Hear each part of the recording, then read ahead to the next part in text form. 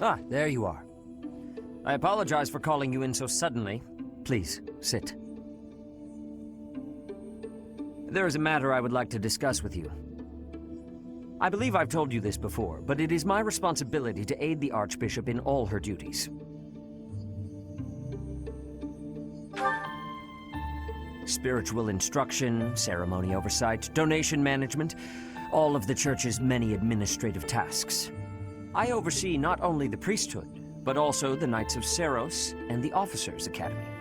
The Archbishop entrusts a great deal to my discretion, and I am honored by her confidence. Even when she must make decisions herself, she often seeks my counsel in advance. And yet,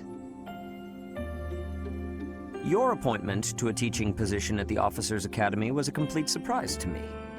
You should be fully investigated at a minimum before being trusted with such a responsibility. But no such investigation has been conducted.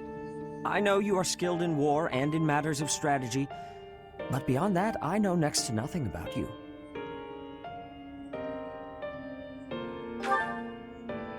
That is indeed what it comes down to, if I'm being honest.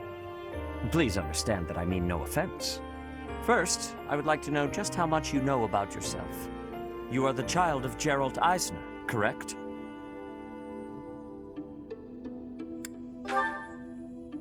That's quite a vague reply for such a basic question. In the future, I would advise you to answer such queries with confidence. As the former captain of the Knights of Seiros, Geralt is renowned throughout Fodlan. If you really are his child, then no one would voice any complaint about you joining the Knights. How long has it been since you became a mercenary?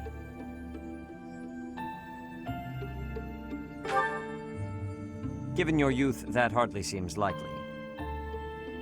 Come to think of it, I have never asked your age. Just how old are you exactly? Your face says it all. You truly don't know, do you? Just what was Gerald thinking, raising you this way? Given your responses thus far, I feel as though any further questions would just be a waste of our time. However, permit me to make one thing clear. Whatever her reasons, the Archbishop has placed great faith in you. Do not betray that trust. That is all. Professor, a moment? I am sorry that I doubted your ability. I deeply regret ever holding such a view of you. It is obvious to me now that you are extraordinary. Do you doubt your own power, even now? I suppose that's only natural. You've lived your whole life knowing next to nothing about yourself. Not even Geralt could have possibly known all there is to know about you. But I wonder, are you satisfied with that? Are you content, not knowing who you are? Or do you yearn to know more?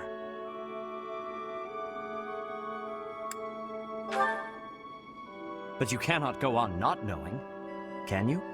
So, only one more question matters. Are you ready? The truth. All of it. Learning it will doubtlessly have direct consequences on your life. I do not know what those will be. You may decide, once you learn it, that you wish you hadn't.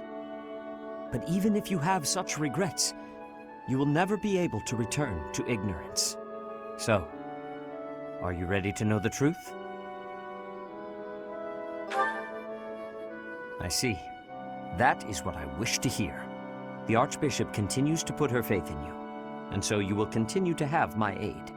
More than that, I will put my faith in you as well, and I will do all that is within my power to help you someday reach the truth. May I discuss something with you?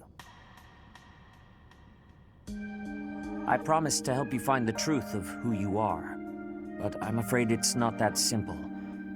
There are some details I have kept concealed. 5 years ago, before she vanished, I asked Rhea some pointed questions. I learned that she knows everything about you.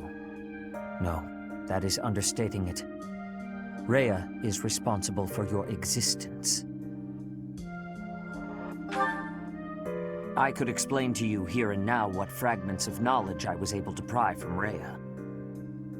I fear, however, that a partial understanding might do you more harm than good. Once we save Rhea, you will know the whole of it. For now, that is all I can tell you. If you are still uncertain about your feelings, then permit me to add one more thing. You, Rhea, and I, we are like family. Because of those deep ties, you can be certain that I will never abandon or betray you. On the contrary, I greatly wish to see what your future holds. I am, and will always be, your ally. You're not wrong. History is full of examples. I don't believe that will be the case here, but I suppose all I can do is ask for your trust. The truth is, you have become indispensable to me.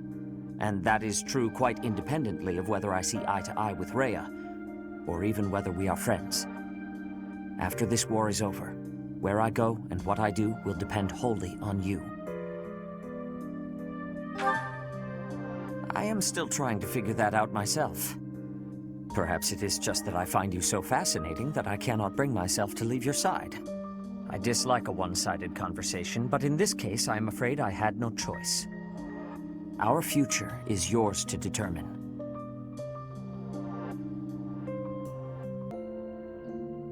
You must be exhausted. It seems like our work has only increased since the war's end, doesn't it?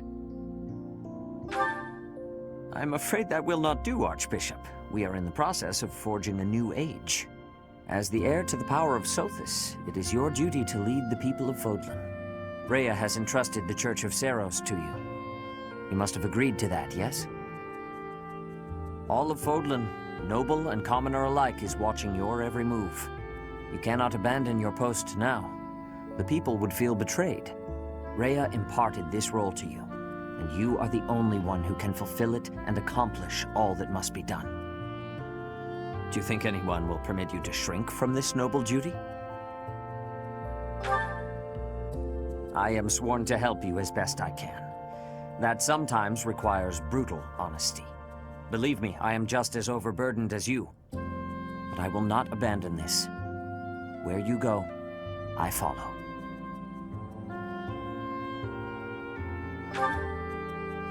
Yes, for whatever centuries may yet be ours, I will always remain by your side. That is why I hope you will accept this. I will just come out with it. I love you deeply. Will you marry me?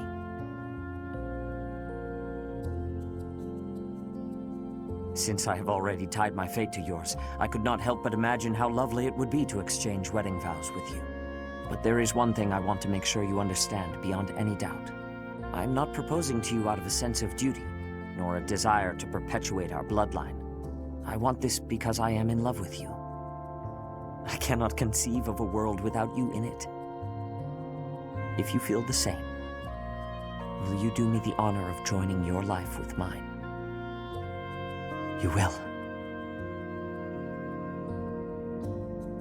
Then allow me to renew my pledge.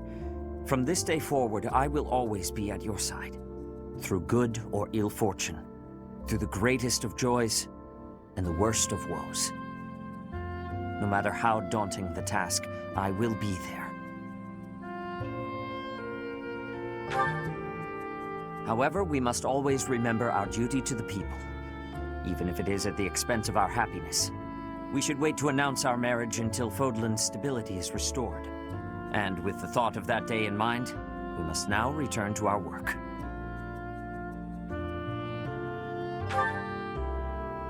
There are people waiting outside your office. Courage, my love. Let us go forth and face the world together.